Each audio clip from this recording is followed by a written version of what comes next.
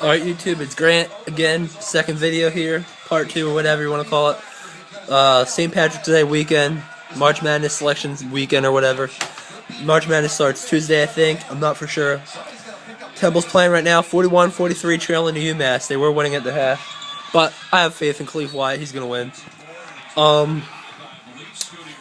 Just get back on the Eagles. The Eagles, they moved their training camp to.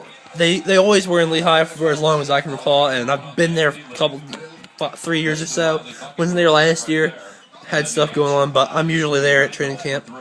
And this year they decided to move it. I think it's a good decision. They moved it to Philadelphia and the NovaCare complex and Link. I don't know if they're having it open to the public or not, but either way, I mean, it's been at Lehigh since like 1940s. That's a big turnoff to the fans, and I like the fact that they're making it. It seems, I think they're doing it for to take away the publicity, but which is good because the Dream Team had much problems with that.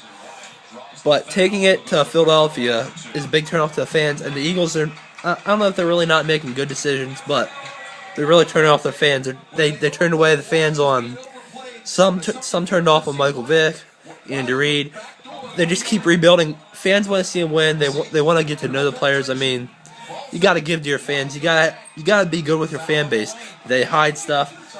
I love my Eagles. They're one of my favorite teams, but they really are turning me off. I mean, the stuff they're doing, just bad decision making as a business. I mean, they're making good decisions to win towards winning. Some are bad towards winning, but they're really turning away their fan base. Also, Sixers, they suck right now. There's nothing better to say besides that. Andrew Bynum's not playing. He's going down as one of the worst players in Philadelphia. Nnamdi Asomugha got released. He's going down as one of the worst players in Philadelphia. At this point, I'd just rather see the Sixers lose out, get us a high pick. I don't care. I mean, they might be in the running for playoffs still. I don't think they are. They're done. So I want Mason Plumlee. That's all I'm saying. Mason Plumlee or whoever's going first. It's BS, and we better be signing. We better go out spending big this year in free agency. Just spend all your money on one player if you have to. Flyers, they just won a shootout. They're doing okay. They got Gagne. That was a good move. They needed some players, so that was decent. I mean, they look like they might make playoffs, but even if they make the playoffs, they have to win. I mean, just making it isn't enough, and Philadelphia's really struggling right now. That's all. I mean, your only hope is on the Phillies. I'm going to say the top teams in Philadelphia right now are the Phillies, Flyers, Eagles, and Sixers. Maybe I'm off a little bit, but those are my top 4 teams: Phillies, Flyers, Eagles, Sixers in order. Fan-wise, how fans like them. Also, I think, I'm not saying all sports are set, but a lot of these sports athletes are using they're just finding out this year. It's no surprise to me. I really think some of these teams in the NFL and places are using, I think I heard LeBron James was using HGH steroids, which I'm not sure if that's true, but I heard it. Some people said it was a rumor. There's teams in the NFL using MLB players getting called all the time. I mean, Texans, Wade Phillips and them, they seem like a team that are using. There's Eagles, I think, used. You never know what's going on in sports today. It's ridiculous. And I think, though, the Blackhawks, you saw they were on a 20-win streak.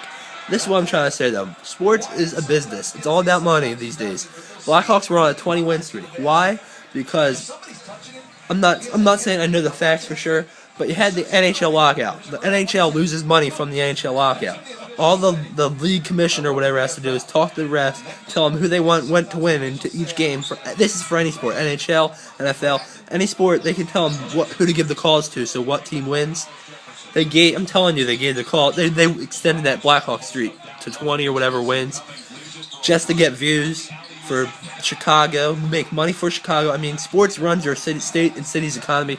Make money for Chicago, the NHL, TV views. It's all business. I mean, I'm gonna say the Ravens won this year because the San Francisco 49ers, they're good and all, but they had the Giants in the World Series this year, San Francisco, and the Ravens haven't won in a while. I mean, it's all about the money. Even college sports might be about the money. I mean, the refs can make the calls to basically set the game. It's like Survivor. You see, if you watch the TV show Survivor, you have cameraman on the island. Do you think the people on Survivor are really that dumb when they see a cameraman there, that they're not looking at the cameraman knowing something's up?